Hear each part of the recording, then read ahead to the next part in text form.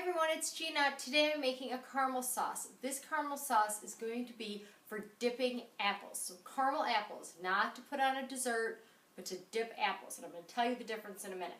First, we're going to start with 1.5 cups of sugar, and we need just a little bit of liquid. So I'm going to use 1/2 teaspoon of lemon juice.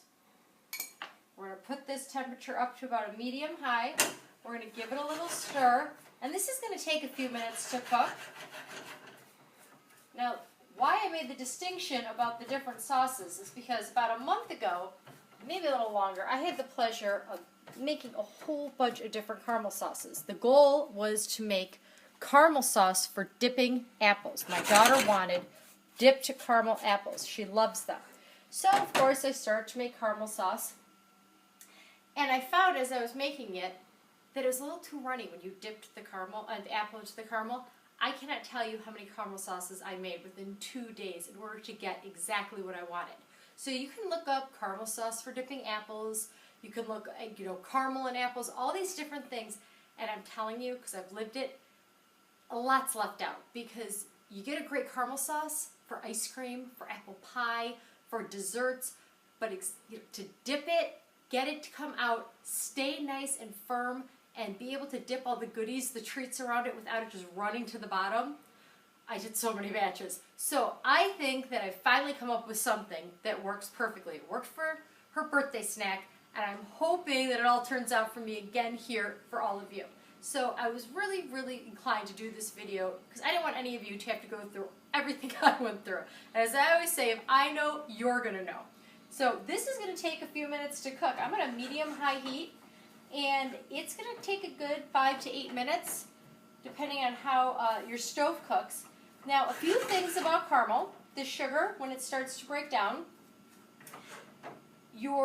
once it's broken down and it's in more of its liquid form, anything you add to it that's really cold is going to make it crystallize, because the free-flowing sugars in the sugar are going to hit the cold, and it's just going to crystallize. It's just what it does.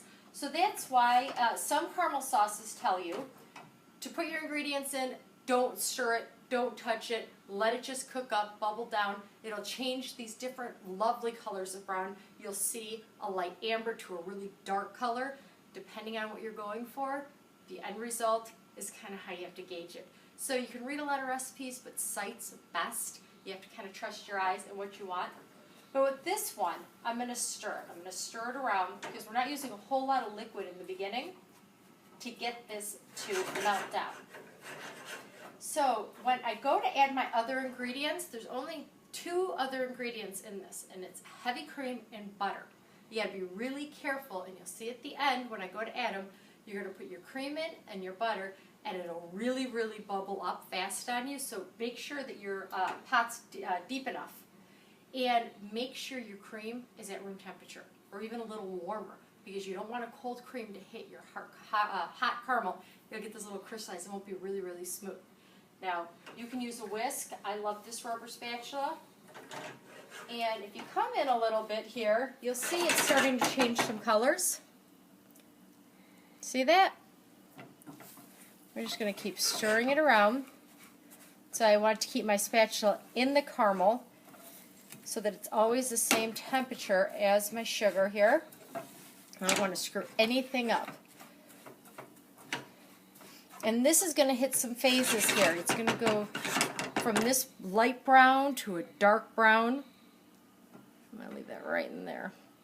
And you really just kind of let it have to sit and cook down and let it change its colors. Okay, do you see how this is changing colors? It's only been in this pot for a few minutes. And it's getting that real nice light golden amber. Look at that. And in a few more minutes, it's going to get much, much darker. And that's where we want it to be. All the sugar will have melted, and we'll start adding our other ingredients. Okay, everyone, it looks like we're there. Do you see this color on this? See, you get a little bit of darkness. That is beautiful, and it's ready to go. Now we're going to take it off the heat.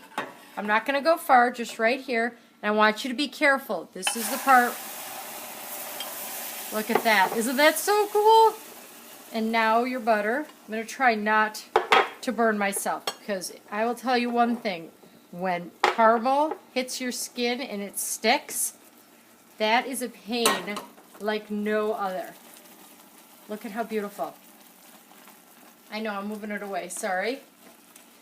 Here we go. Look at that. And now I have set up here, this is an ice water bath because I want my caramel to cool quickly.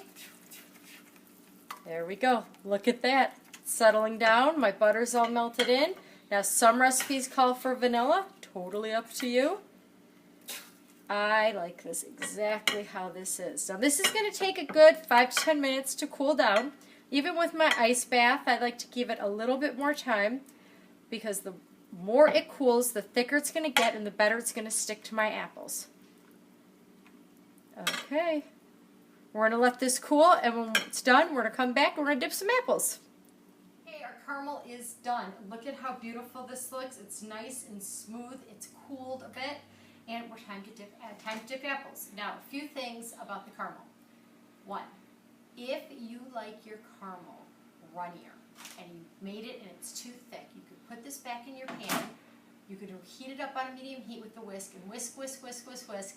Add a little more butter and a little more cream. It'll make it a little saucier versus thicker coating like this. Also, if you don't like your caramel this dark, you do not have to cook it as long. I like it a little darker, a little more like robust flavor to it. So those are my 2 points. And if I have any more, I'll put it on the blog, okay? And when I post it. And obviously, if you have any questions or comments and you want the recipe, GinaAtHome.com. Now, to the good part, the apples. Clean, dry apple, craft stick, get them at Michael's. Take the craft stick, put it in there. That one's a little crooked, so we're going to go with this one. And you just dip. Now what I really want you to see on this is how it adheres. Look at that. It doesn't run too much. It's not going to make a big gloppity mess at the end. And since my little one likes marshmallows, I'm just going to put some marshmallow. Here, let's just dip it. See this at the stores all the time, the candy stores. Look at that. She's going to flip when she sees this. It's like her 2 favorite things ever. Marshmallows and caramel apples. So now, see that? Kind of looks like an alien. We're just going to put it on a piece of wax paper, let it dry. And with my second one, something a little different. I figured Halloween's coming up. So I should do something with black and orange sprinkles. Here we go.